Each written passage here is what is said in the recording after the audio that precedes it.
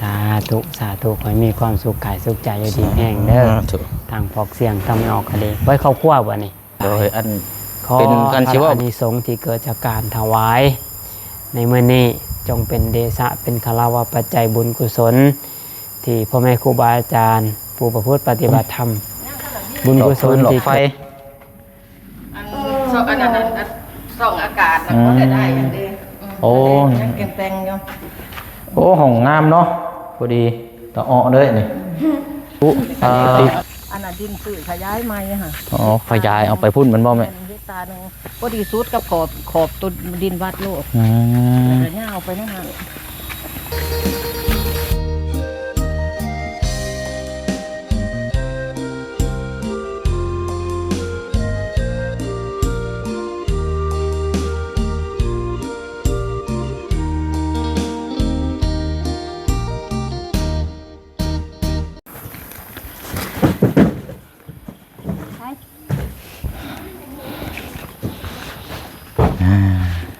เนาะถือว่าทางพ่อข่าวเนาะโดยพวกเขาถือว่าอยู่วัดนี่นานเติบแล้วบ่ก็ประมาณเดือนนึงแหละเดือนหนึ่งแล้วเนาะนี่ถือศีล8ได้นี่พี่น้องเนาะศีล8ก็คือศีล10ศีล8เนาะสามเณรศีล10โดยเอาเนาะมื้อนี้พี่น้องมาฮอดจอดถึงเป็นที่เรียบร้อยเนาะพาพ่อแม่พี่น้องมาร่วมทำบุญน้ำกันมื้อนี้พี่น้องถือว่าเป็นวันพระวันศีลลับวันศีลใหญ่ศีล15ค่ำได้มื้อนี้พี่น้องเนาะอยู่วัดป่ามหาวันเนาะบ่ได้เข้ามานานแล้วพี่น้องเนาะพอดีกะมื้อนี้เนาะพี่น้องเนาะเนื่องในโอกาสวันเกิดครบรอบเนาะของทางเอ้ยเจนเนาะกับทางแม่แก้วพี่น้องเนาะถือว่าเป็นมื้อนี้เป็นมื้อเกิดเนาะทางเอ้ยเพิ่นก็เลยให้ทางผู้เชียงนี่ซื้อน้ำจำนวน100 แพ็คเนาะจำนวน100 แพ็คแล้วก็พร้อมทางปัจจัยนำ4 ล้านกีบร่วมสมทบทุนสร้าง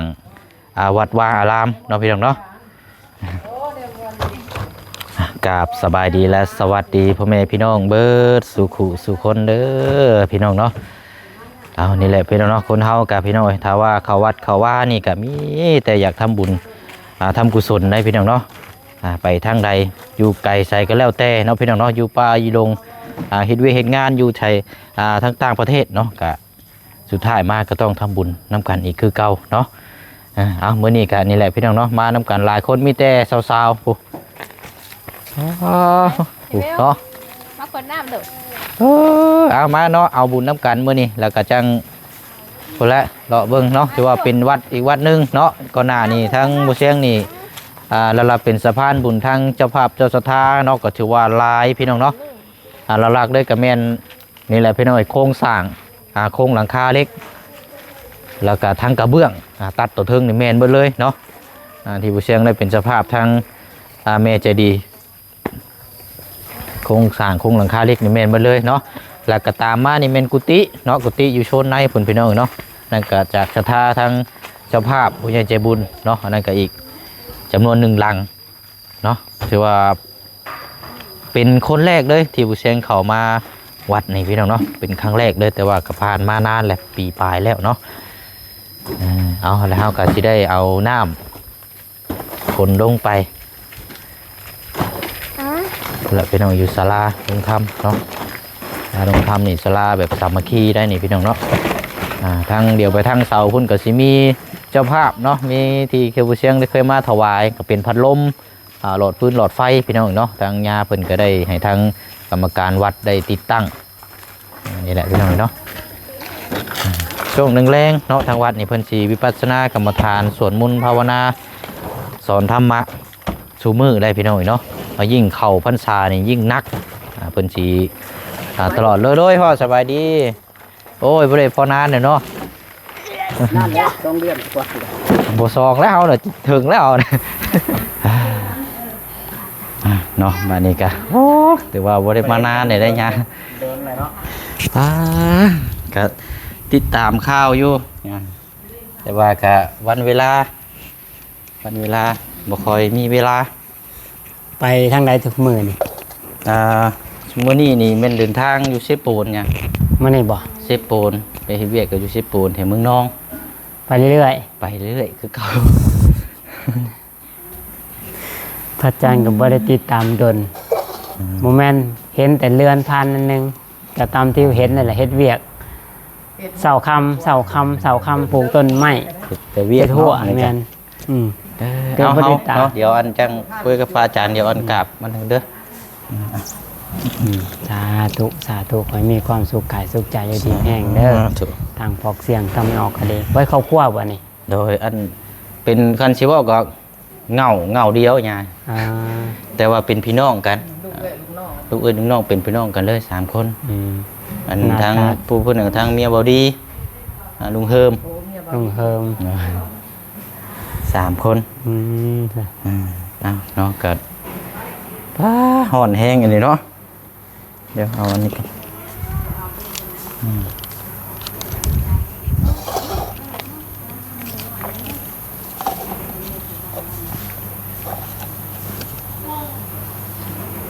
เพื่อเอาคันไม้ที่มาใส่มันจะใส่สบายยืดเทิงคนน่ะ ได้อยุงานในการได้อยุได้อยุนี่เนาะกัดพอดีถือว่าเป็นอีกวัดหนึ่งเนาะที่เราติดตามแล้วก็ทางทีมงาน แต่ว่าช่วงนี้ทางผู้เชี่ยวนี่บ่ได้เข้ามานานแล้วพี่น้องเอ้ยก็เข้ามานี่ก็โอ้เป็นเลยเขาทางกินนี่ก็จำบ่ได้ ลุงเมียก็จนห้องเวลาเข้าโค้ง เพราะว่ามันบ่ได้เข้ามานานเต็มเลย เดินทางงามกว่าเก่าประจักษ์ แปลกคือว่าคันสิว่าแบบนั่นกับความแปลกหูแปลกตาเนาะในการเฮาสร้างสานี่ก็หลายอย่างหลายแนว อืม พี่น้องเดี๋ยวจังน้อยจังออกไปเลาะเบิ่งน้ำกันอีกเดี๋ยวถือว่าเป็นอีกสถานที่หนึ่งที่เหมาะสำหรับทั้งพี่น้องมาวิปัสสนากรรมฐาน คือว่ามีทางอันแม่นั่นมาอยู่นี่บ่เนี่ย ไผ อันแมวขาวซื้อพิมพ์บ่ แม่ข่าวพิมพ์แมนตอนนี้ไปซอยงานวัดอันพระจำหาต้นแม่ข่าวพิมพ์บ้านนั้นน้องเม็ดแมนไปซอยคุณกับบวชอยู่นี่แหละอยู่นี่ประมาณ4-5 เดือนคนได้อยู่นี่นะบ้านในพ่อไปสร้างวัดอันทางพูนแหละเพิ่นกะอาสาใบนะครับส่งไปซอยเพิ่นประจำมาต้นมันกับบุมีควรซอยทางวัดใช้วัดอันเพิ่นสร้างใหม่ อยู่วัดสร้างใหม่เนาะอยู่ ได้4 เดือนนี่นแหละ อยู่เขตบ้านพักขยาบ่ วั เนี่ ด ย ขญาอืมอืม เนาะก็พอดีน้ำจำนวน100 แพ็คแล้วก็ทั้งพร้อมเงินปัจจัย4 ล้านกีบเนื่องในโอกาสวันเกิดเนี่ย เกิดพอกเสียงบ่ พอทั้งเอ้ยเจนเจ้าภาพเพิ่น ทั้งใด เดี๋ยวอยู่อเมริกาเอ้ยเจน แล้วก็ทั้งแม่แก้ว แมวเจียนแมวแก้วเนาะผมทำบุญวัน ทำ เกิ บุ ด ญวันเกิดครบรอบมื้อนี้แล้ววันที่25 อืม ก็ถือว่าเป็น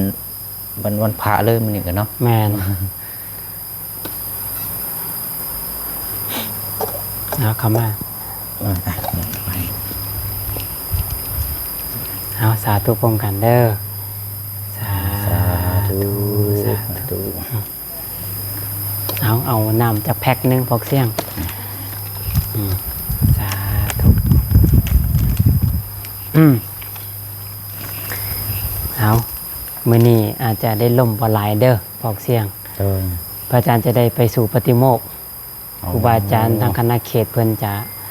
รอถาอาตมาเป็นผู้สูตรจะได้มื้อนี้กับฟ้าเป็นพิเศษเด้อปกติจะได้ล่มยาวอยู่ดอก มาแต่ละเทื่อกายเบิ่งหาไปเลาะเบิ่งเด้อ โดย อาจารย์บ่ได้อันไปหรือว่าถ่ายอยู่ก็ให้ไม่เพ่งเพิ่นพาไปเลาะ โดย ก็ขออนุโมทนาสาธุนำแม่ออกเจนและก็แม่ออกแก้ว ที่ถวายมูลค่าจำนวน4 ล้านกีบแล้วก็นำดื่ม100 แพ็ค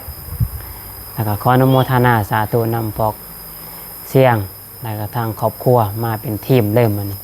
ทางครอบครัวเป็นสะพานบุญให้ทางวัดเนาะก็เอิ้นว่านำศรัทธาจากทางอื่นมาถวายเฮาก็ได้บุญกุศลนำหั่นแหละตัวเฮาก็ได้บุญกุศลนำนอกจากเจ้าภาพจะได้บุญกุศลแล้วเฮาก็ได้นำคือกันนะแต่ว่าถ้าสิได้น้อยได้หลายเนี่ยมันขึ้นที่การวางใจการวางใจนี่สำคัญที่สุดถ้าว่าเฮาเห็นคนอื่นเขาเจ้าเฮ็ดบุญนั่นน่ะให้ทานรักษาศีลบุญอีหยังก็แล้วแต่เห็นเขาเจ้าไปเฮ็ดเฮาบ่มีเงินบ่มีทองเพชรน้ำเขาดอกเพียงก็ว่าน้อมจิตน้อมใจอนุโมทนานำมีซื้อก็เกิดบุญเกิดกุศลนำนั่นแหละอันใดที่เขาเจ้าได้นำเฮาก็สิได้คือกันมันเกินที่การวางใจแต่ถ้าว่าเฮาเห็นเขาเจ้าเฮ็ดบุญแล้วเฮาเกิดความอิจฉานะย่านเขาเจ้าได้ลื่นหรือบ่มักบ่ยินดีนำนอกจากเฮาจะบ่ได้บุญกุศลแล้วเฮาก็เกิดบาปนำได้แต่ถ้าว่าเฮาว่างใจให้มันถูกนี่ฮัดยินดีพอใจอนุโมทนากับคนอื่นเฮ็ดนี่เฮาก็ได้บุญได้กุศลแบบฟรีๆโดยที่บ่ต้องเฮ็ดเงินเฮาบ่ต้องจกเงินจกคำอย่างเลยนะเฮาอาจจะเห็นคนอื่นเขาเจ้าไปเฮ็ดบุญบ่อนนั้นบ่อนไปเห็นเฮาจะไปเลื่อนใน TikTok เลื่อนใน Facebook เลื่อนในYouTube ก็ดีแต่ถ้าเขาเห็นแล้วก็ทำใจยินดีอนุโมทนาโตให้ทานนั่นนะเอา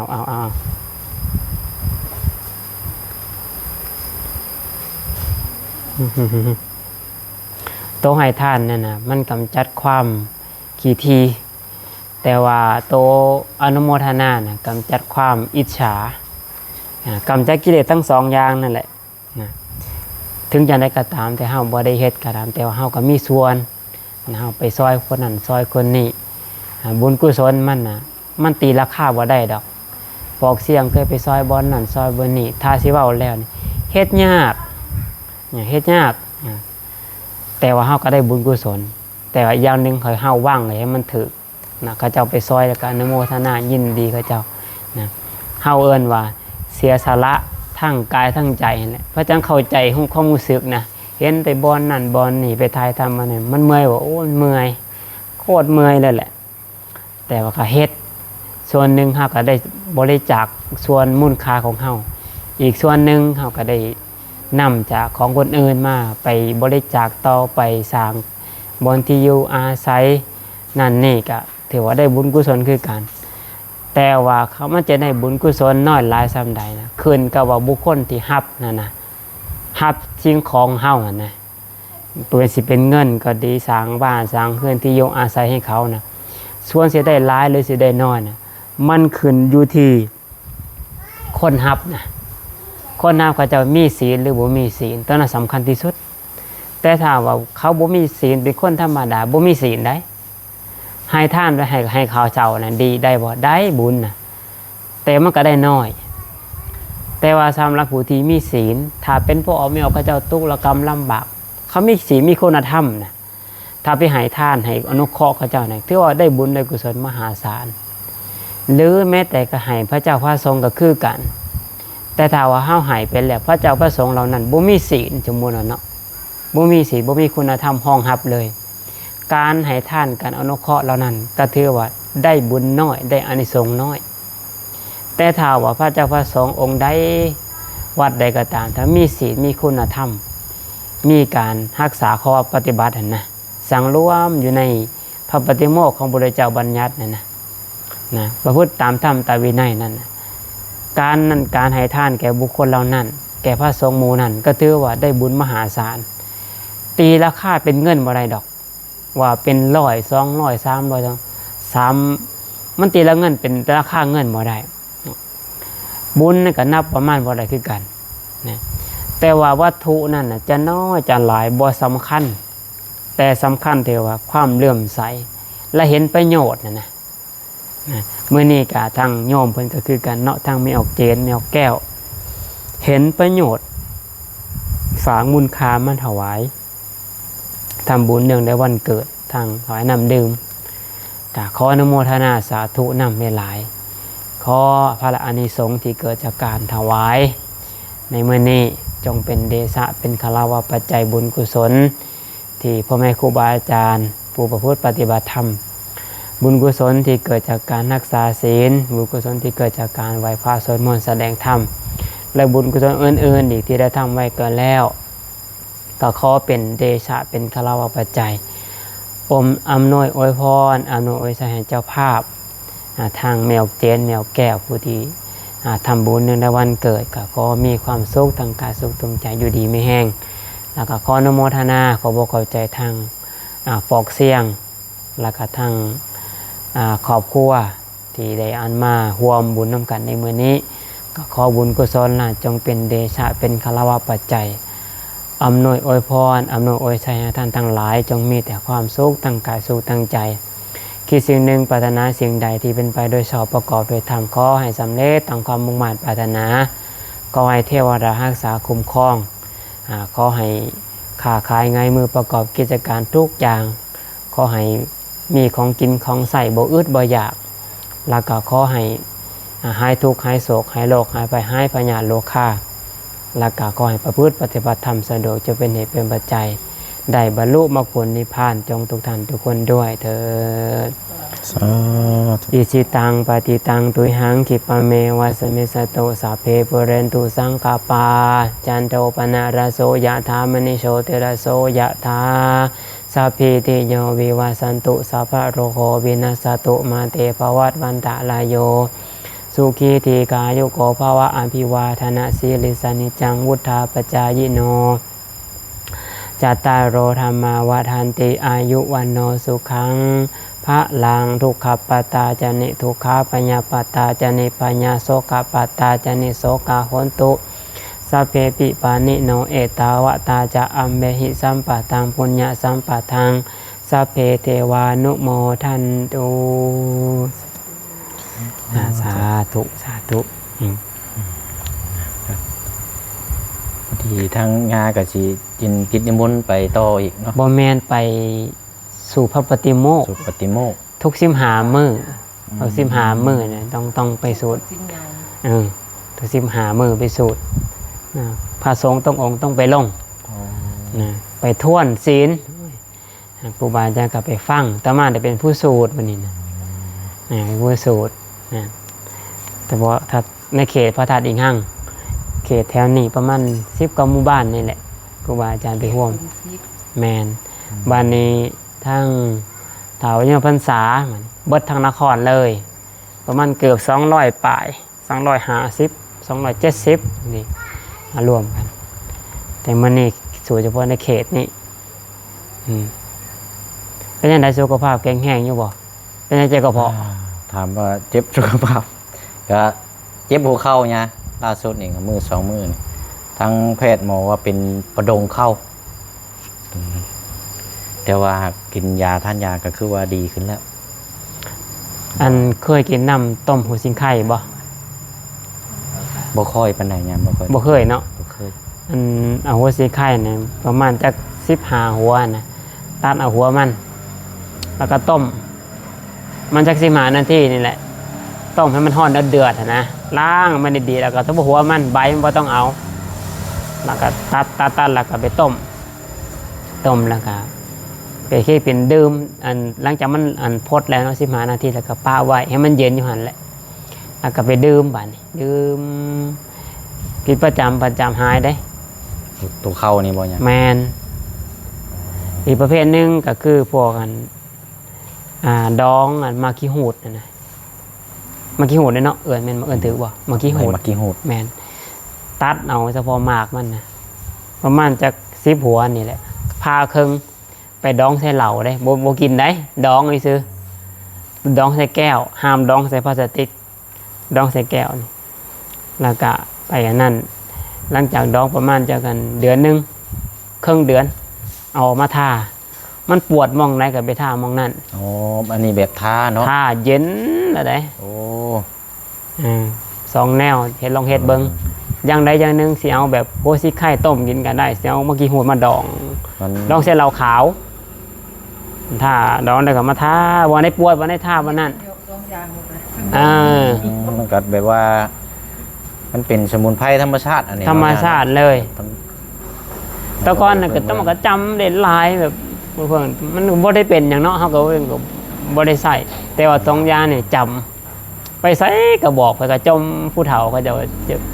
แนะนำเพิ่นไปเฮ็ดก็หายอันลองเบิ่งอืม เอานำพิธีใส่เบิ่งเนาะ ลองเบิ่งใส่เบิ่ง ทานี่แหละสิ อันเหล้าขาวน่ะห้ามกินได้ถ้าไอ้ซื้อ กินบ่ได้ เอายังมาท่าเย็นได้เย็นเข้าไปเลยอืม เมื่อกี้หูดบ้านเฮานี่แหละธรรมชาติหลาย แม่ธรรมศาสตร์ล่างแล้วก็มาดองใส่ขวดแก้ว แล้วก็ปิดไว้ตั้งแต่ครึ่งเดือนแล้วก็เอามาท่าบ้านเอาเย็นน้ำมาท่าบอลปวดบอลอะไรท่าว่ามีแห้งได้ลองเฮ็ดเบิ่ง เลยเนาะ อืม ย่านอยู่ป่าพุ่นเนี่ยอากาศกะ ยังให้ตกอยู่ปลูกจนไม่ตายเลยว่ะว่าสิมื้อแรกนี่ก็เฮ็ดเวียกมาแต่เผื่อปฏิโมกข์เฮ็ดเวียกแล้วก็ ปัจจุบันใดเพลงออกมาเกิดว่าตัวนั้นมันคือเบิดเวลาของได้ บ่แต่พวกเองดอกบ่ แปดจะได้ง่ายเลย สิมื้ออื่นนี่สิปลูกแหละ กันว่าเพลกันหน่อยสิเพล อย่าลำบากเพิ่นเฮ็ดให้เฮ็ดเวียกกินหน้า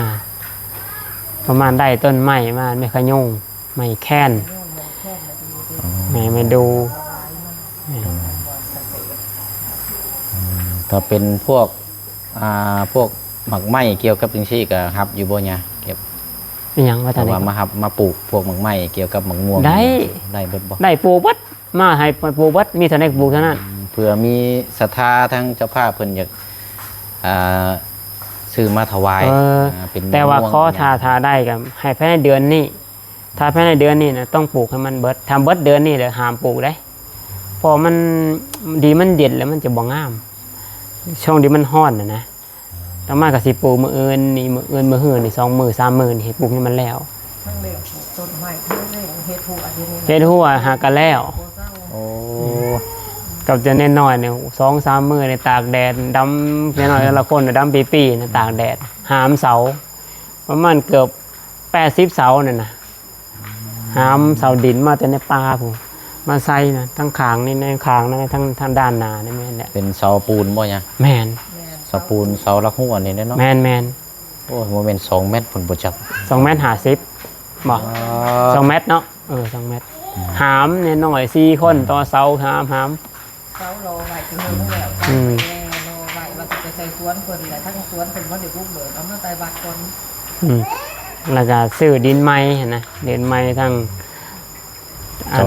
ขยายไปอีกเนาะ แมนขยายบ้านนี้เมื่อเช้านี่ไปมัดผ้าพายนอนไปเอาจีผ้าจีวรไปมัดเมื่ออื่นนี่ถ้าบางทีก็อาจจะได้ไปทางในปลูกน้ำแน่ทางบอนแล้วมันนะที่ปลูกต้นแค้นตรงนั้นไม่ยุ่งกันแหละมื่ออื่น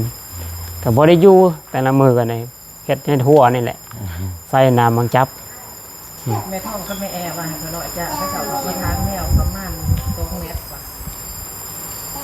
ที่ประมาณนั่นแหละ ทางเลยทางจำทางแปลนเลย แม่นแหละเอาทำนั่นก็ต้องบอกเสียงเนาะ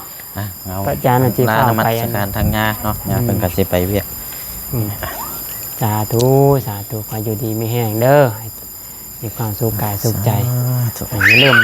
ไปทำมาเล่นท่านนี่ก็อย่าลืมมาแวะเด้อมาเล่นเด้อผมมีอย่างก็มาเล่นดิซื้อมานอนเล่นก็ได้เด้อพวกเสียงเด้อ เลยนะ ปุ๊บกับปุ๊บไว้กันเนาะตลอด แมนอย่ามานอนวัดอย่ามาเล่นกับมาเด้อ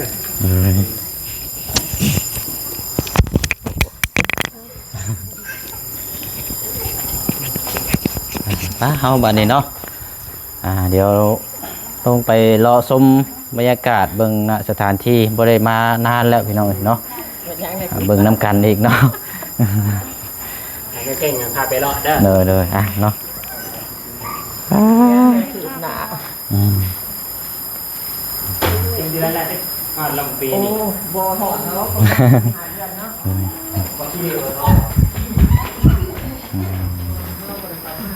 เฮาบัดนี้เนาะ หน้าตาให้ถ่ายเนาะเบิ่งให้เห็นแต่ละคนเนี่ยบอกเพียงคือกันนะ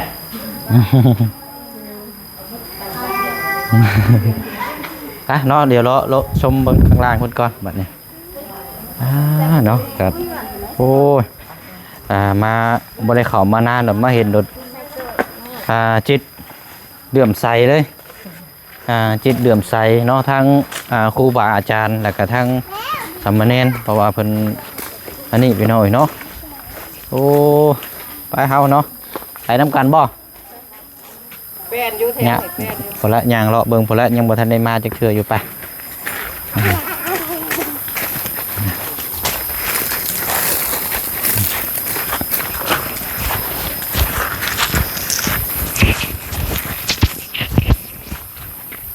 เฮ็ดนี่สิบ่แม่นออกอันนั้นบ่แม่นหลายบ่ เพิ่นออกได้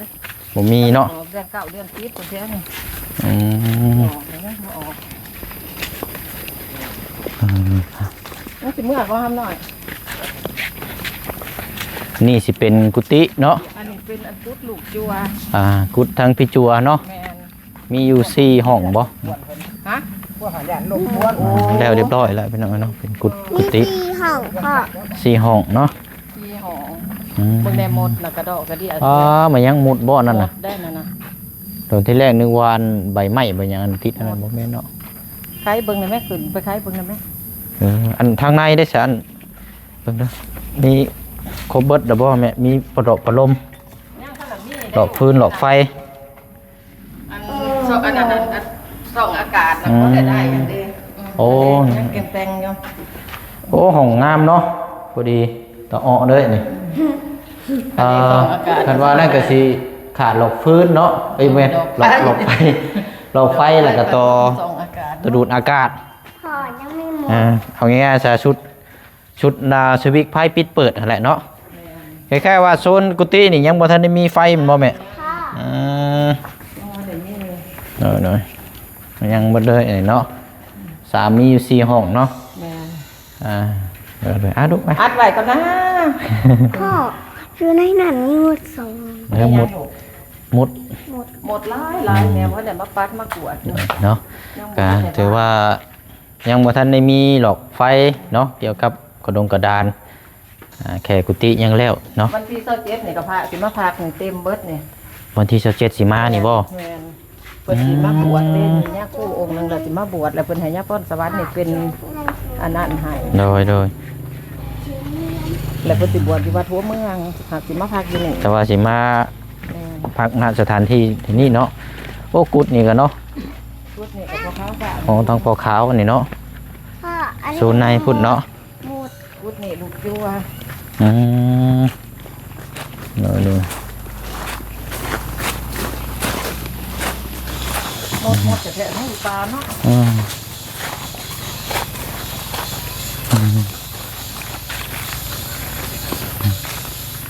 ไปเนาะเดี๋ยวโค้งไปข้างในพุ่นก็สิมีกุดอีกเนาะมีกุฏิ อันนั้นดินสื่อขยายใหม่ค่ะ อ๋อขยายเอาไปพุ่นมันบ่แม่ เฮ็ดตาหนึงพอดีสุดกับขอบตัวดินวัดโลก อืม แล้วย่าเอาไปนั่นหั่น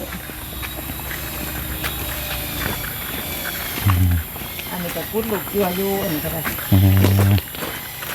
นี่ทางพี่จัวแล้วเนาะมาพักอยู่นี่ติดนี่แหละพี่น้อยเนาะที่เขาเป็นเจ้าภาพเนาะทางบ่เชียงก็ให้ทางสร้างรถมาเฮ็ดให้คือว่าก็ยังโอเคยังสมบูรณ์คือเก่าเนาะ สมบูรณ์คือเก่ารักษาคือหยังนี่ปวกก็บ่ได้ ดูแลคือเก่าเนาะเป็นปวกเป็นหยังบ่มี ก็บ่ได้เกินรักษาอยู่บ่ได้อยู่ทุกคน ตัวนี้กุด อันนี้พูดย่า อ๋อกุดยานมันอยู่นี่เนาะ ย่าเพิ่นอยู่นี่ ก็ เวลา โอ้ เฮ็ดก็เป็นหน้าไม่ได้ที่บ่ได้เป็น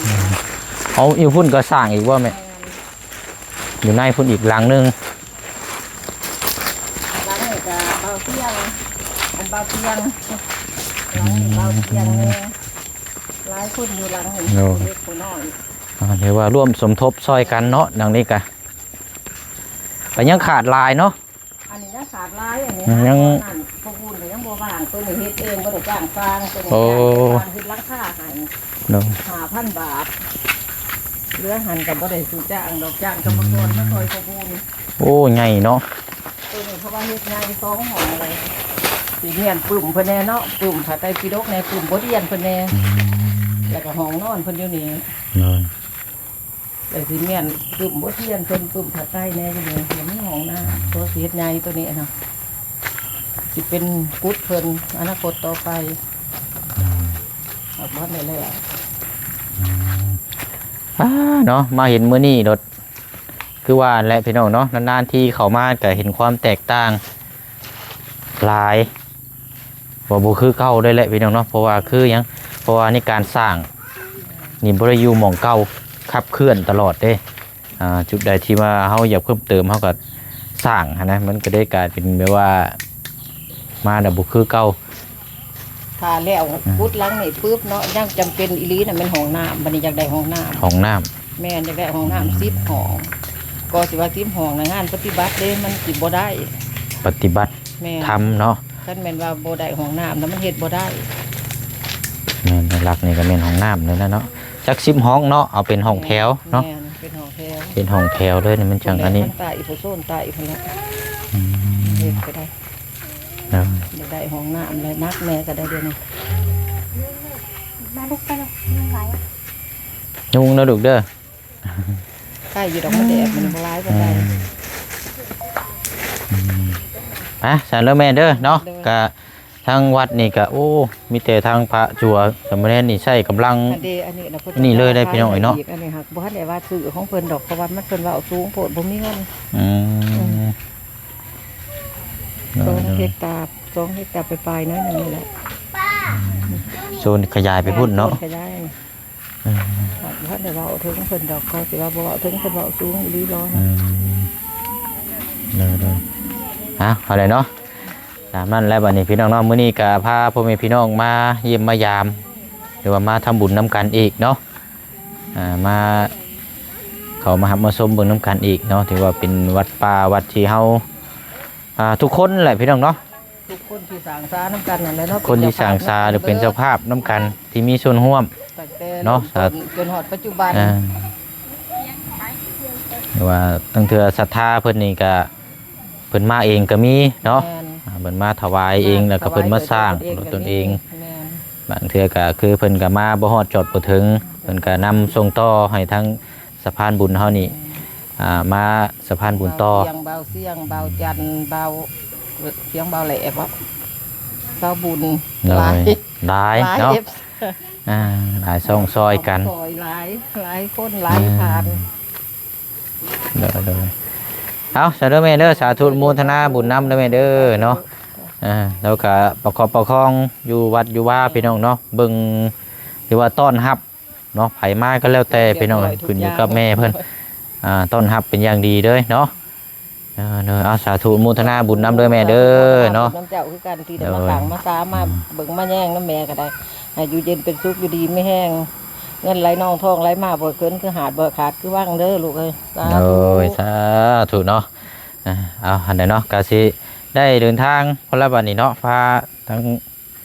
สาว เบิ่งประเทศอันนี้ ข้างนอกก่อน เลิกเดินก็ขึ้นก็บ่เศร้าได้อขมุกขมุมให้ทุกอัน ๆทางญาเนาะ ย่ากับลูกอยู่ พี่น้องเนาะ เมื่อนั้นพอบุญมาหางัวเด็กเลยยังตอกหัวอยู่ปุกอยู่ไหวพระแล้วก็พาลูกลงมาตอกอยู่ว่าได้ไรปวดโอ้ย เนาะ เอาอะไรพี่น้องเนาะกัน